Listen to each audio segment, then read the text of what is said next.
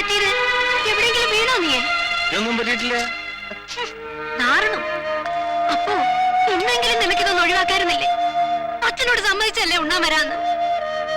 ഞാൻ പക്ഷെ വഴിയിൽ വിട്ടുപോയി. അറിയോ നിനക്ക്? വസുന്ധരയുടെ വീട്ടിൽ നിന്ന് എല്ലാരും വന്നിരുന്നു, കാത്തിരുന്നു ഇത്ര നേരം. വിശിഷ്ടാതിഥികളെ പാടത്ത് വെച്ച് ഞാൻ കണ്ടു. എന്നെ കുറെ ഉപദേശിച്ചു, ശപിച്ചു. ഉളുപ്പും മാനവും ഉള്ളവർക്കല്ലേ ഉപദേശവും ശാപവും ഒക്കെ ഏൽക്കൂ.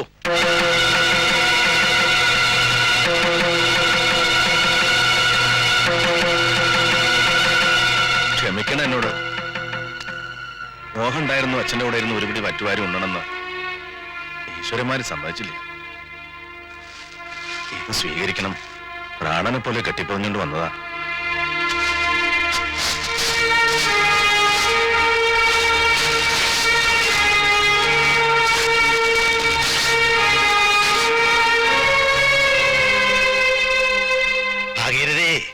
ഇത് സൂക്ഷിച്ചു വെച്ചോളൂ. എന്നെ തെക്കോട്ട് എടുക്കുമ്പോ ഇവൻ സ്ഥലത്തില്ലാച്ച എന്റെ മുഖത്ത് മൂടാലോ.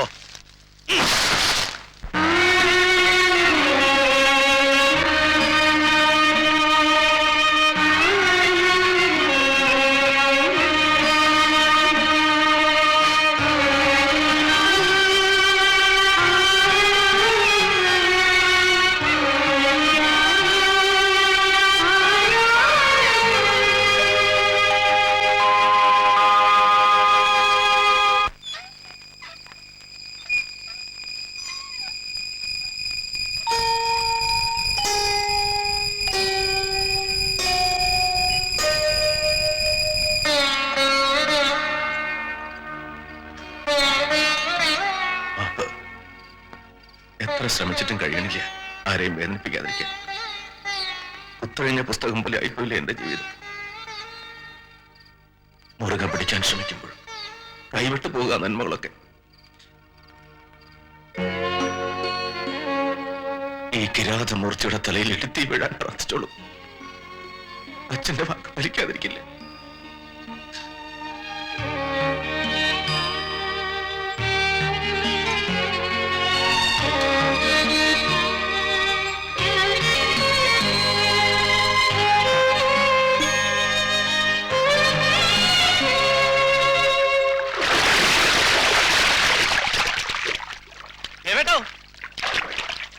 ഇതെന്തോന്ന് നട്ടുച്ചയ്ക്ക് നീരാട്ട്? കുളിക്കാൻ അങ്ങനെ നേരവും കാലൊക്കെ ഉണ്ടോ സക്കറിയ? ആരാ പുതിയ പുള്ളി? നമസ്കാരം. ഒരാരാധകനാ, പേര് ചന്ദ്രഭാനു, തൃശ്ശൂര സ്വദേശം. ആളീ കാണുന്നോളൊന്നും അല്ല ദേവേട്ടാ. 10-32 bus, parcel service, 3-4 bar, jewellery, എല്ലാറ്റിനും പുറമെ അന്നാട്ടുകാര പൂര കമ്മിറ്റിയുടെ പ്രസിഡന്റുവാ. ഞങ്ങള് പഴയ സുഹൃത്തുക്കളാ. പിന്നെ ഒരു റിക്വസ്റ്റുമായിട്ടാണ് പുള്ളി വന്നിരിക്കുന്നത്. ആണോ? ഒരു തായമ്പക വേണം അരനാട്ടുകാര പൂരത്തിന്.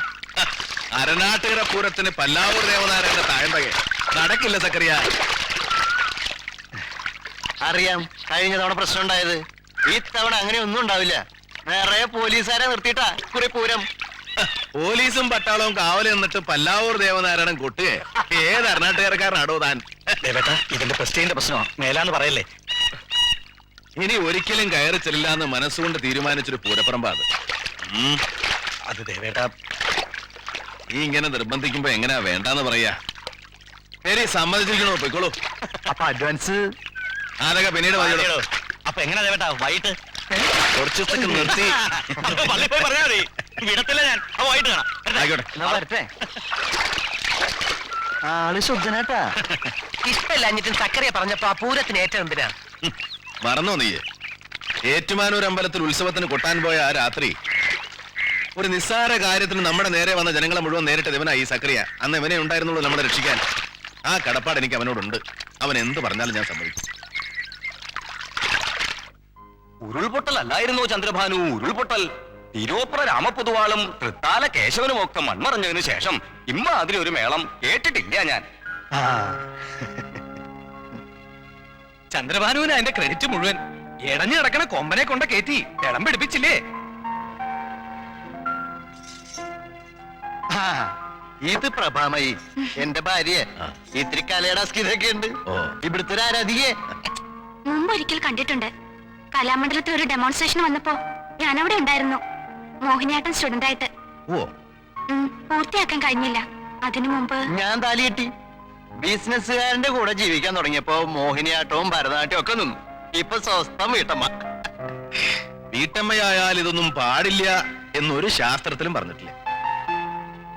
എന്നാലും അതൊരു പോരായ്മ തന്നെയാണ് എന്റെ അഭിപ്രായം. വീട്ടമ്മയായിട്ടാണ് കഴിയുക, ആട്ടക്കാരികളായിട്ടാണ് കഴിയുക. അത് നികൃഷ്ട ചിന്താഗതിക്കാരനായ താങ്കളുടെ ശാസ്ത്ര. കുടുംബത്തിൽ പിറന്നവർക്ക് കല ഒരു അലങ്കാരം തന്നെ. അതാ അതിന്റെ ഒരു ശരി. അതാ. അല്ല, എന്നാ പിന്നെ നമുക്കത് മേലോട്ടിരിക്കുക. എല്ലാവരും ഇവിടെ കാത്തിരിക്കുകയാണേ. ആയിക്കോട്ടെ. ഒരു ആശിനി ദേവനാരായണന്റെ ഒരു കച്ചേരി കേട്ടാ കൊള്ളാന്നുണ്ട്. ഞാൻ ആര് ചെമ്മാങ്കുടി ശ്രീനിവാസയ്യങ്കാരോ കച്ചേരി നടത്താൻ?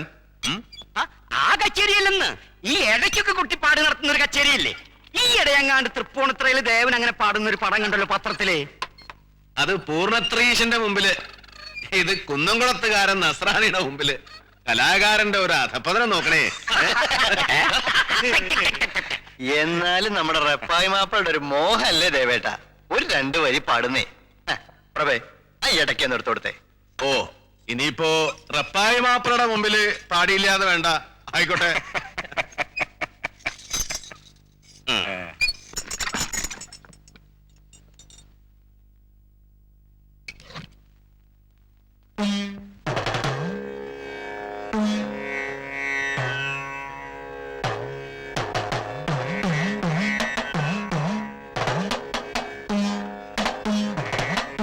സഞ്ചരധര സുധാ മധുര ധ്വനി മുഖരിത മോഹന വംശം ചലിത ദൃഗഞ്ചല ചഞ്ചല മൗലി കപോല വിലോലവതംസം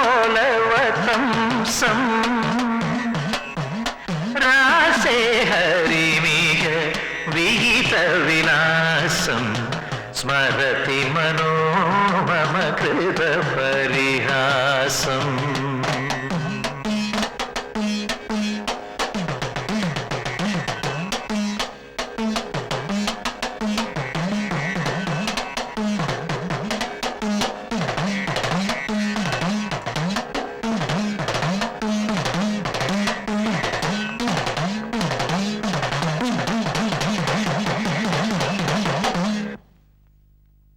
റപ്പായി മാപ്പിളയ്ക്ക് സന്തോഷായോ? പൊന്നും കുരിശ് മുത്തപ്പനാണ്, സത്യം പറയാതെ വയ്യ. പാട്ടിനേക്കാൾ എനിക്ക് പിടിച്ചത് ഈ ഇടയ്ക്കയാ. കൈപുണ്യം അല്ലാണ്ട് എന്തു പറയാനാ. കൈപുണ്യത്തിന്റെ കാര്യം പറഞ്ഞപ്പോഴാ നമ്മുടെ ഒരു പയ്യനില്ലേ, എന്താ അവന്റെ പേര്? ഏത് പയ്യൻ? ടിവിയിലൊക്കെ നമ്മൾ തേയിലേരെ പരസ്യത്തിൽ കാണാറില്ലേ, താടി മീശൊക്കെ പഠിച്ച് മുടി നീട്ടി ജുബിട്ടൊരാള്. ആക്കിർ ഹുസൈൻ. ആ, അവൻ തന്നെ. എന്താ അവന്റെ ഒരു മൃദംഗ വായന എന്നും പറഞ്ഞ്. മിണ്ടോ, മൃദംഗല്ല തബല. ആ, എന്ത് തവളെങ്കിലാവട്ടെ, അവന്റെയൊക്കെ മുമ്പില് ഈ ഇടയ്ക്ക വെറും മാക്രിപ്പെട്ടിയാ. മാക്രിപ്പെട്ടി. എന്താണോ പറഞ്ഞത്? അമേറ്റമായി കഴിച്ച് മിണ്ടായിരിക്കുക. ആഭാസം പറഞ്ഞോണ്ടല്ലോ ചവിട്ടി എന്നോട് വന്ന എന്താ ചെയ്യാൻ എവിടെ നിർത്തി പുഴുന്ന പറ്റിയ സംഗീതത്തെ പറ്റി പറയാൻ ആരായി വന്നത്?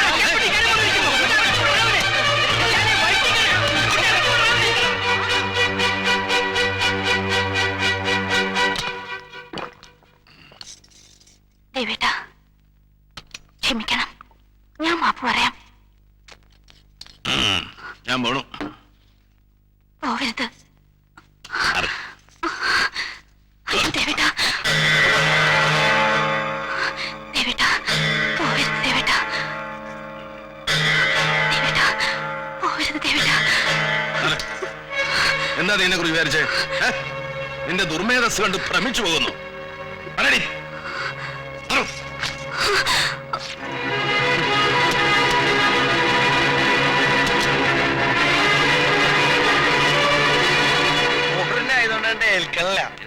നമുക്ക് നാടനടിക്കാടാ, അത് ശരിയാവുള്ളൂ.